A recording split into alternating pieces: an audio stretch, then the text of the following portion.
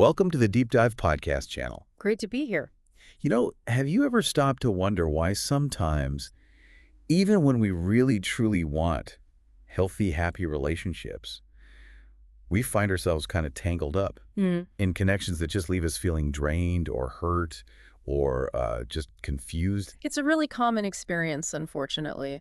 This question touches on something deeply human, doesn't it? It really does. It's like this magnetic pull towards relationships that, well, deep down, we know aren't quite right for us. Exactly.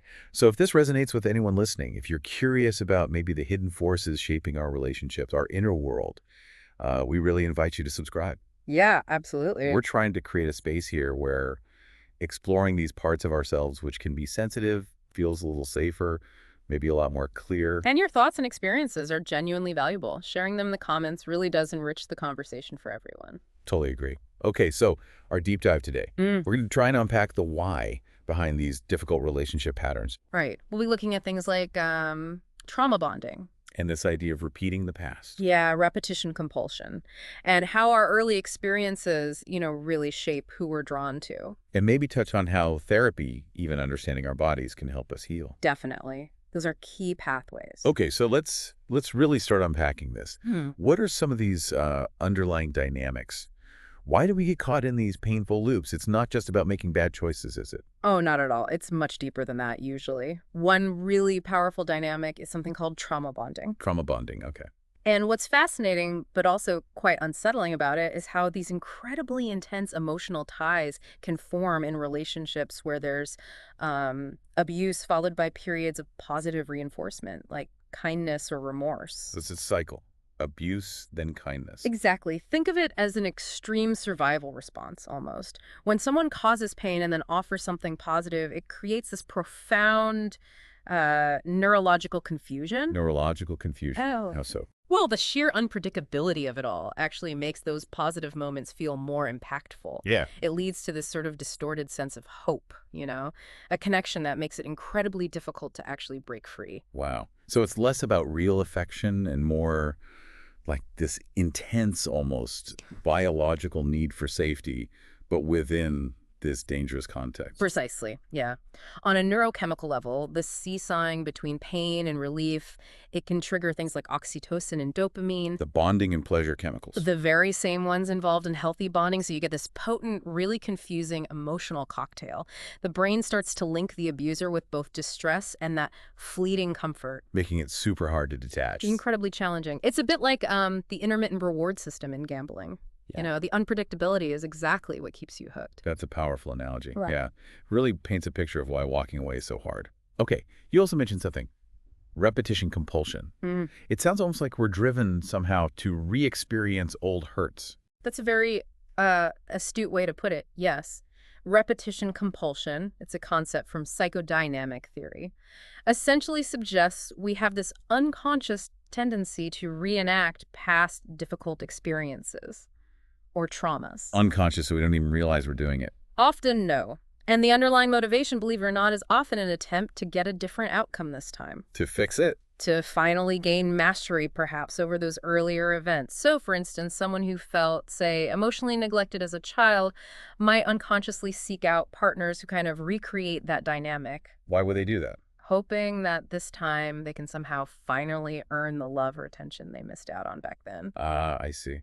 But like you said, this usually just leads to reliving the old pain, doesn't it? Not actual healing. That's the tragic irony, often, yeah. It's like trying to solve an old puzzle with the same missing pieces, just expecting a different picture. Exactly. A perfect analogy. We aren't literally rewriting history. We just find ourselves in these emotionally similar situations, maybe with different people. And this brings us to another really crucial piece, our early attachment experiences. Right, those first bonds with parents, caregivers. Exactly. They really establish our fundamental expectations about love, about connection, basically for the rest of our lives. It makes sense. Our early caregivers, they essentially teach us what to expect from relationships. And if those first experiences felt inconsistent, maybe unpredictable, unsafe even, Hmm. It seems logical that would color how we see relationships later on. Absolutely. Our attachment styles, which develop right there in those formative years, play such a significant role. Can you give an example, like different styles? Sure.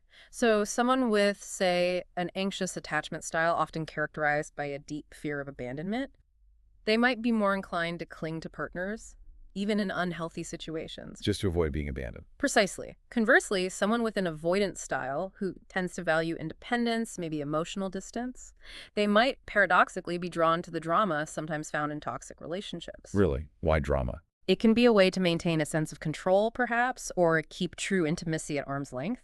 And then you have disorganized attachment, Which is? often a kind of fluctuating mix of both anxious and avoidant tendencies. This can lead to particularly chaotic relationship patterns. Wow. So in toxic relationships, these underlying attachment issues, these vulnerabilities are constantly being poked, being activated, trapping people in that painful cycle of wanting closeness, but also fearing vulnerability. It feels like we're drawn to what feels familiar emotionally, even if that familiar feeling is actually harmful. You mentioned this, the power of emotional familiarity. Yes. It's both fascinating and frankly quite poignant how our nervous systems can get attuned to certain emotional states, even negative ones. So if our early version of love felt inconsistent or conditional, That can become our internal blueprint for what love feels like. Healthy, stable affection might then feel unfamiliar. Some people even describe it as boring. boring, compared to the chaos. Compared to the turbulence, yes. That turbulence of a toxic relationship can strangely feel like returning home, emotionally speaking, to a known landscape. So it's not necessarily an addiction to the love itself. More like an addiction or perhaps a deep familiarity with the whole constellation of feelings and sensations we've come to associate with intimacy based on our past. Right, so those early imprints, that childhood conditioning, it really sets the stage for what seems normal in relationships later, even if it's objectively unhealthy or unsafe. Precisely. If we grew up witnessing or experiencing manipulation or control or neglect, those dynamics can become normalized in how we understand relationships. And the unconscious mind just gravitates towards what it knows. It tends to, yes, even if it's detrimental to our well-being. There's a powerful truth in that saying, what the mind forgets, the body remembers. These early relational patterns get deeply ingrained, almost like a template. And that's why you see so many adults unintentionally repeating the relationship patterns they saw or experienced in their families. Even if they consciously want something completely different. Exactly, even with the best intentions. Okay, let's think about someone listening right now. Maybe they're recognizing some of this in their own life. From a psychological angle, what are some initial signs they might be caught in one of these destructive cycles? Well, from a psychological perspective, there are several key things to look out for. A persistent tendency towards self-blame is a big one, even when the situation clearly points elsewhere. Taking responsibility for things that aren't their fault. Right. Also, experiencing emotional numbness, like feeling cut off from your feelings. Or the opposite, a constant state of high anxiety, being hypervigilant, always on edge. Right.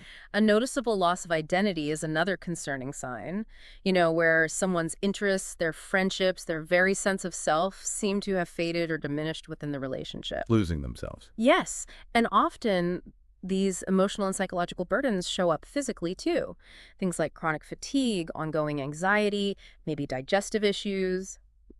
The body keeps the score, as they say. So recognizing these patterns is really the first step. Absolutely crucial, yes. So for someone who does recognize these patterns, maybe hearing this today, how can understanding these psychological concepts, trauma bonding, repetition, attachment, how can that actually be a path towards healing, towards healthier relationships? Well, understanding these dynamics gives you a framework, a way to make sense of experiences that might feel incredibly confusing and painful. Like putting names to the feelings. Exactly. Recognizing the potential influence of trauma bonds or repetition compulsion or insecure attachment, it can help people step back from that self-blame and begin to understand the deeper roots of their patterns. This understanding itself can be incredibly empowering. It shifts the narrative from, what's wrong with me, to something more like, okay, how have my past experiences shaped my present relationships? That awareness is really the foundation for seeking healthier connections, for making conscious choices that prioritize well-being. So it really sounds like it's about moving from that unconscious repetition Yeah. to conscious understanding and then choice. Exactly. That's it, perfectly. It's about bringing these unconscious patterns into the light, into awareness, so we can actually begin to make different choices. And that might involve. Well, it might involve seeking therapy, finding professional support to explore these patterns in a safe space. It could involve learning healthier coping mechanisms, building resilience, What? and ultimately cultivating a stronger sense of self-worth. That's key. A sense of self-worth that allows us to recognize and then actually pursue relationships that are truly nourishing. Okay. Wow. We've covered quite a bit there. We've explored some of those core psychological factors that can draw us into painful relationship patterns. From the powerful grip of trauma bond. Right. To that unconscious pull of repetition compulsion.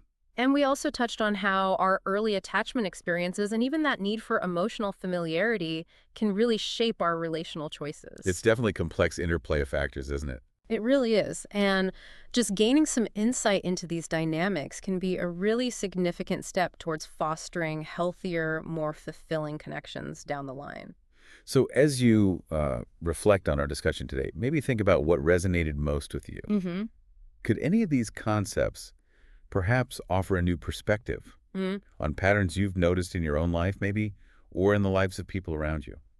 Yeah, that kind of introspection is just so valuable, isn't it, for understanding ourselves and our relationships on a deeper level. Absolutely. And look, this is really just the beginning of a deeper exploration. We really encourage you to keep thinking about these ideas Yeah. and maybe consider how they might apply to your own journey towards healthier, more secure connections. There's always more to learn for sure. And just engaging with these concepts can be a really empowering process in itself. Well said.